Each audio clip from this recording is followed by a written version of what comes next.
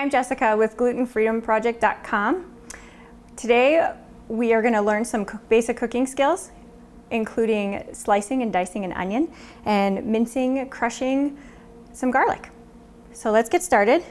You'll want to have your vegetable cutting board, your French knife. We're going to do the onion first. So the first thing I like to do is just grab your knife firmly with your thumb and your forefinger. Hold your onion firmly and slice off the ends. Whoops, slide it around. And then I just like to move all the skin and the ends out of your way and get them off your knife so it's not in the meat of your onion. Then make a quick little slice down the side, and we're gonna peel off the outer layer. And if you have an onion that has some spots on it or doesn't look so great, you can just continue to peel off the layers of the onion until it looks good to use. So here's your onion. The next thing you're going to do is cut it in half. And this is a white onion. You can use yellow onion or red onion. Red onion has the highest antioxidant properties of any of the onion family. It's good for inflammation. So the next thing that we're going to do is you're going to hold your onion firmly with your fingers, gripping it and crunched in so you don't cut yourself. You're going to cut with your flat side down so your onion's not rolling around while you're trying to cut it. The first thing I like to do is make one big slice through the middle, and then you're going to make little tiny slices through your onion.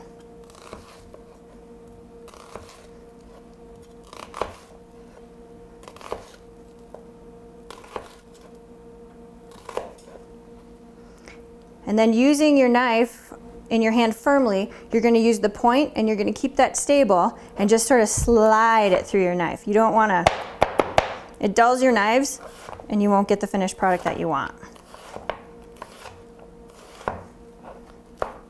And that's how you dice an onion. Okay, so here's your diced onion. If you need it diced even smaller, you can just put the ends of your fingers on the tip of your knife, holding firmly. Just dice through it as much as you need to make those onion pieces even smaller. So first, we'll just slice the garlic. So there's a few different ways that you can get the peel off of the garlic. You can just cut off the ends, which is usually what I do.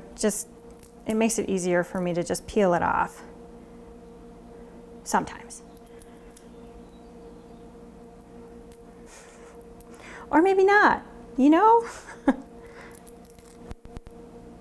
Almost, there we go. Okay, so we'll just move that off to the side here. So same concept with your onion, except it's really small, hold it really tight, and just slice your garlic. And you'll have nice big circles of garlic to go with your meal.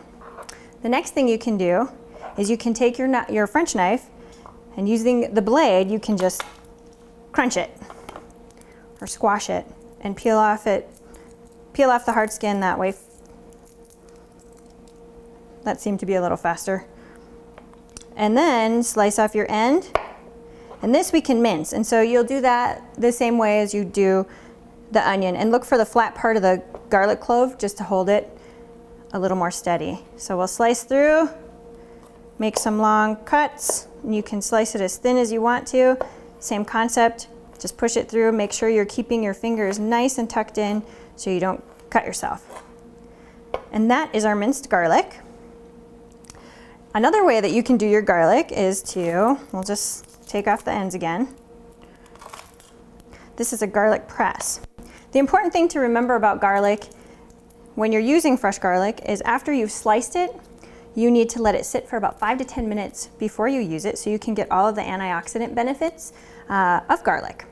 If you cook it too fast, then you won't receive any of those benefits because it hasn't gotten enough time to interact. The other thing you can use is minced garlic, which is really quick and easy to use, and we have some right here. Keep it in your fridge, makes things a little bit quicker. So this is your garlic press.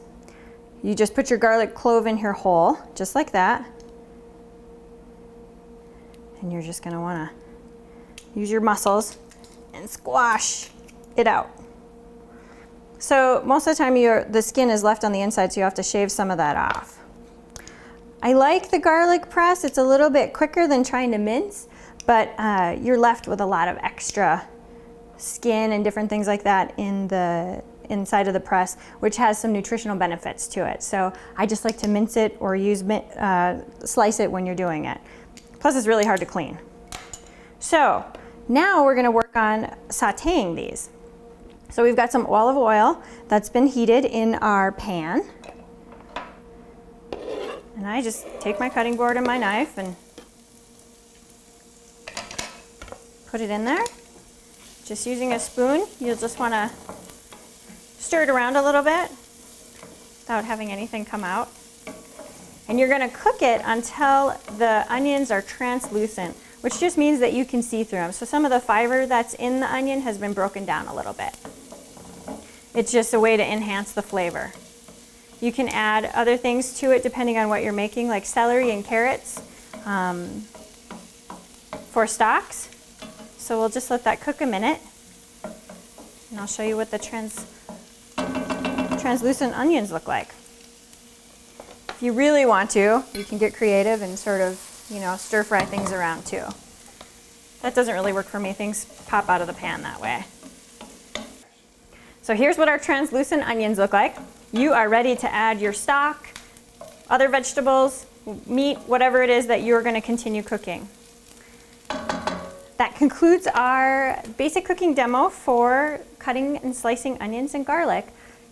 Thanks for watching our basic cooking demo for dice, slice, and saute. For more cooking demos, visit glutenfreedomproject.com.